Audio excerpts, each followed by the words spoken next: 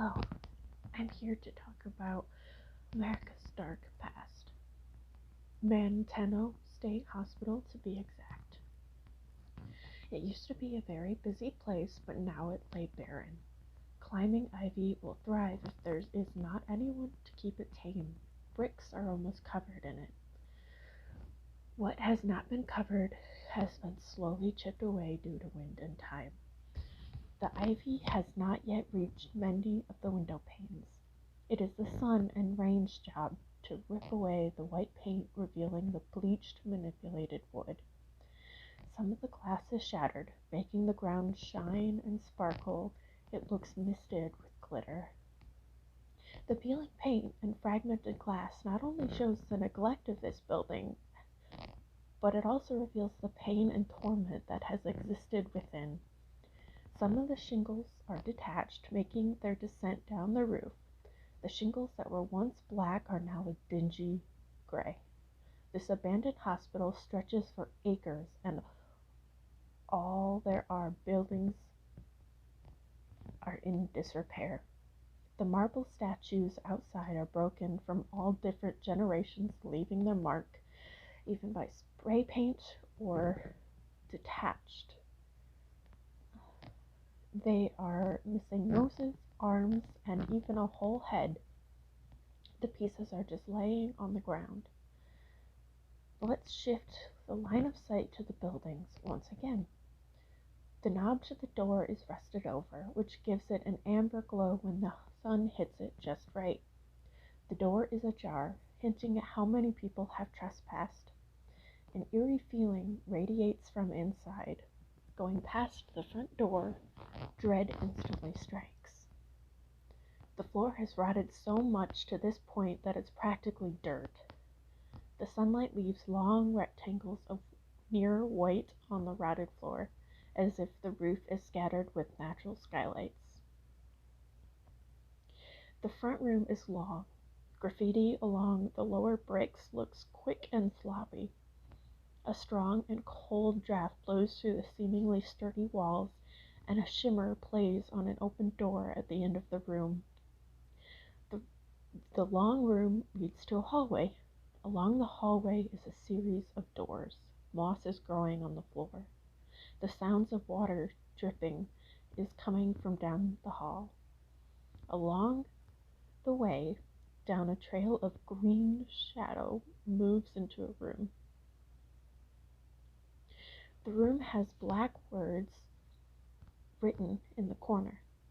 The room's walls are dingy white tile. Dirt has had many years to collect in the grooves between. A metal bed without a mattress sits in the corner under the black graffiti writing. Springs have fallen out onto the floor. Rust is spread over the metal as if it was frost on a window during winter's first day. The writing looks like it is posed in paint with a brush. Going inside for further inspection of the writing, the air temperature drastically drops. Quote, Genie has been given 40 insulin coma treatments and has undergone 14 bolts of electricity shock therapy. How had she responded? Genie was idle, rather unfriendly, does not mingle well with others, talks in a disagreeable way. She is not especially neat or clean. End quote. The story of Genie haunts this place even after death, the graffiti telling her story. She was 25 when she was admitted to the hospital. Before she was a patient, she was neat and tidy and very friendly. In 1944, when she had a disagreement about where she would live, she had previously completed 3 years of college at the University of Illinois, majoring in chemistry. Her parents claimed she had suffered from episodes of manic depressive disorder. The doctors said there were no signs of active pathology, but her parents insisted on her staying. The temperature raises back to normal, but the sound of dripping water becomes louder and more persistent. It sounds like it's coming from right outside the room. Leaving the room, the noise seems to lead the ears and feet. The source is unclear, but the urge to pursue is undoubtable. By 1950, Genie was placed in a research ward at MSH, where she was experimented on involuntarily. This was not uncommon, even though there is nothing stating that it was ever officially proclaimed a research hospital. Just a few yards down the hallway is a corner. Turning right into the next hall, the water dripping becomes even louder. It starts to sound like splashing. A muffled scream echoes in the hallway for a lingering second. A few footsteps farther, a room comes into view. Words cover every surface except for the ceiling and floor. 4 bathtubs are the only occupants of this room. They seem to be standing there, waiting to be used again.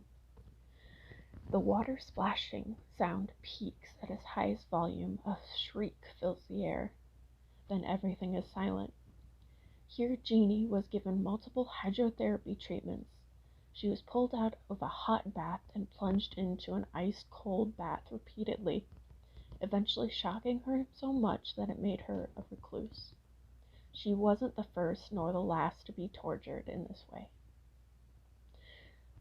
A short way further down the hall is another room. No words are written, but the urge to enter is an undertow at the beach. It forces its victim to be taken in. Rigid, monotone whispers scrape the ear. Talk of Genie's lobotomy hangs in the air. Sounds of metal instruments being prepped for invasive surgery in the brain mix with the words. All that is heard now is the ting of the hammer meeting the ice pick. Once the bone in between the eye and the nose is broken, there is some fishing around in her brain to, quote, reprogram her. February 18, 1955, Genie's neurosurgery to her frontal and temporal lobe failed.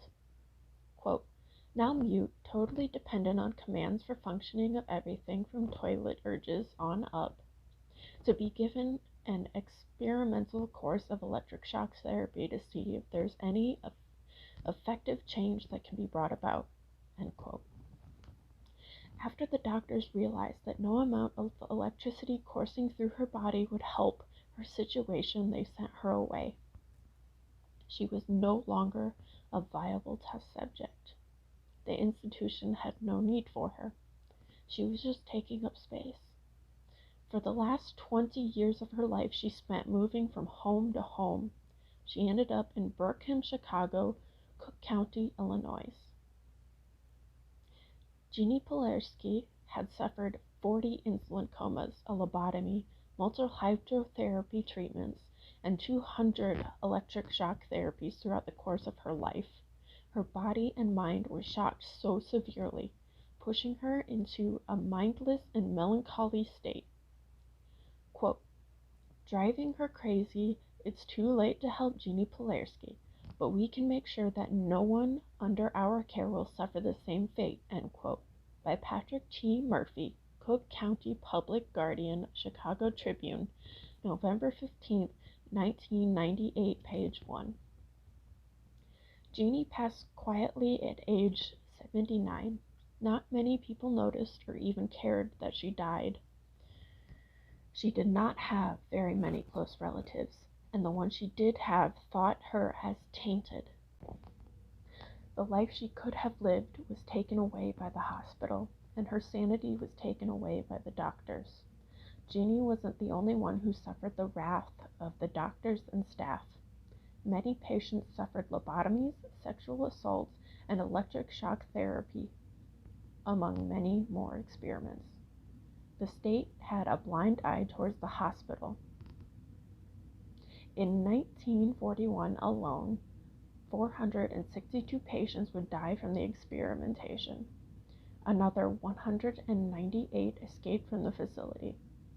Decades after the experimental procedures on unwilling patients took place, it was exposed. In 1983, the government realized what was happening, and the hospital was shut down for good. I wrote this when I was in high school, and I wanted to bring attention to it because people forget that stuff like this happened. And if you forget history or don't learn it, it's bound to happen again. And so I'm making it known so something like this does not happen again, because Genie did not deserve it. Thanks for watching, y'all, and I'll see you in the next video.